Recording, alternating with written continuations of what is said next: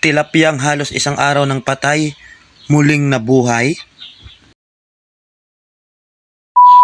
Inaakala ng lahat ang tilapia ay isa sa pinakamahinang isda. Diyan kayo nagkakamali.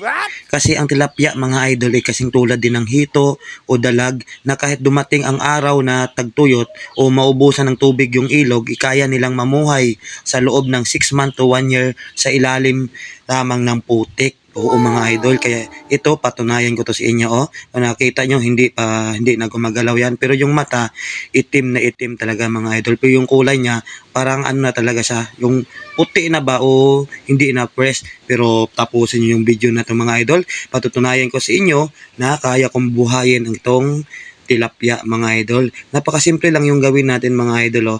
Kung nakita nyo, ilagay natin sa tubig, yan hindi gumagalaw, hindi na lumalangoy.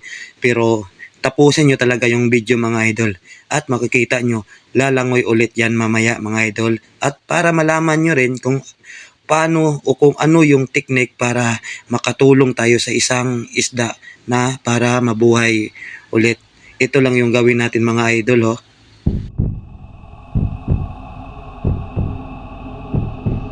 At ito lang yung gawin natin mga idol, i-pump lang natin ng 8 times. Ayan, 8 times lang mga idol ha, tandaan ninyo. Tapos after natin mapump ng 8 times sa kabila naman mga idol, 1, 2, 3, 4, 5, 6, 7, 8. Ayan mga idol. Pagkatapos, ayan, ilagay natin dito sa tubig. Ayan, kung napapansin, ayun, medyo gumalaw yung buntot at saka lang palikpik nila.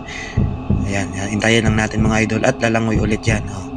At para sigurado mga idol, ulitin natin 1, 2, 3, 4, 5, 6, 7, 8 sa kabila ulit.